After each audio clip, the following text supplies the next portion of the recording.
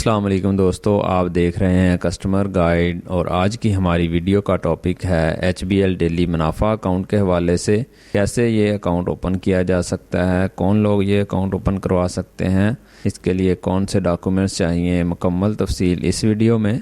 Video को आगे बढ़ाने से पहले मेरी आपसे गुजारिश है, अगर आप इस चैनल पे नए हैं और अभी तक आपने चैनल को सब्सक्राइब नहीं किया तो चैनल को ज़रूर सब्सक्राइब करें, साथ ही बेल आइकन प्रेस करें ताकि हर नई आने वाली वीडियो का नोटिफिकेशन आपको मिले और आप हर पल बाखबर रहें। तो जी दोस्तों, बात करते हैं HBL डेली मुनाफा अकाउंट की।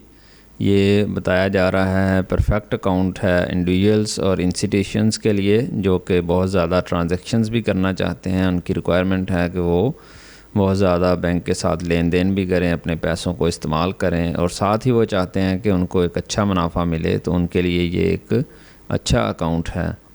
तो इस अकाउंट के फ़ीचर्स की बात करें तो सबसे पहले है no service charges upon maintaining a minimum deposit of PKR 20,000।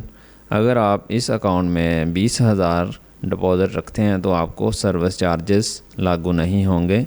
लेकिन एक बात यहाँ पे मैं क्लियर करता चलूँ कि सर्विस चार्जेस की यहाँ पे बात की जा रही है, बाकी चार्जेस नॉर्मली जो भी इंटर बैंक फ़ंड ट्रांसफ़र है या आप ऑनलाइन ट्रांसफ़र करते हैं या चेक बुक है, उसके चार्जेस आपको रेगुलर जो चार्जेस होते हैं वही चार्ज किए जाएंगे।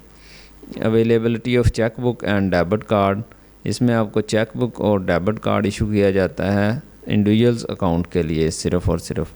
प्रॉफिट जो कैलकुलेट किया जाता है वो एक्चुअल डिपॉजिट बैलेंस पे है, जो कि डेली आपके अकाउंट में बैलेंस होगा उसके ऊपर है। इसमें एक्चुअल डिपॉजिट की बात की जा रही है, एवरेज बैलेंस की बात नहीं की जा रही। इन दोनों में काफ़ी डिफरेंस है। एक्चुअल बैलेंस वो है, यानी कि अगर आपका 1,00,000 रुपये एक दिन में बैलेंस है तो उस पर आपका मुनाफा डेली का बैंक उसको कैलकुलेट कर लेगा सिस्टम, और नेक्स्ट डे अगर आप 50,000 रुपये उस अकाउंट में रखते हैं तो उस पर डेली जो मुनाफा बनेगा वो कैलकुलेट कर लेगा, उनको ऐड करता जाएगा और at the end of month आपके अकाउंट में ट्रांसफ़र कर दिया जाएगा। दूसरी तरफ जो एवरेज बैलेंस होता है वो एट द एंड जो भी आपका एवरेज 30 दिन की निकलती है अकाउंट की, उसके मुताबिक आपको मुनाफा दिया जाता है। तो यहाँ पे ये बात आपने गौर करनी है कि एक्चुअल बैलेंस की बात की जा रही है। अगर आप ये अकाउंट ओपन करवाते हैं तो इसको आपने मद्देनज़र रखना है। Profit is credit to account on monthly basis. At the end of the month आपके अकाउंट में बैलेंस जो आपका प्रॉफिट होता है वो क्रेडिट कर दिया जाता है। Debit card will be issue to individuals and sole proprietors.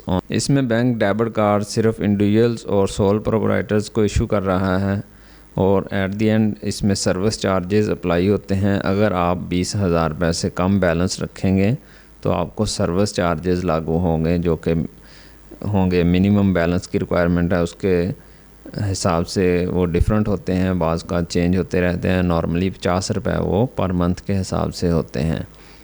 अब बात करते हैं इस अकाउंट को कैसे अप्लाई किया जा सकता है। इस अकाउंट को अप्लाई करने के लिए आपको original CNIC along with verified copy चाहिए।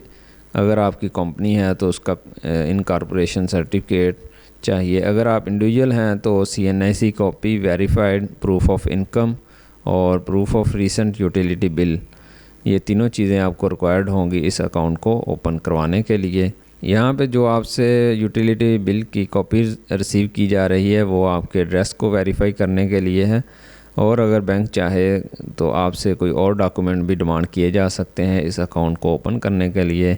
बहुत सारे लोगों का एक सवाल होता है कि जब हम अकाउंट ओपन करवाते हैं तो उसके अकाउंट ओपन करवाने के चार्जेस क्या हैं।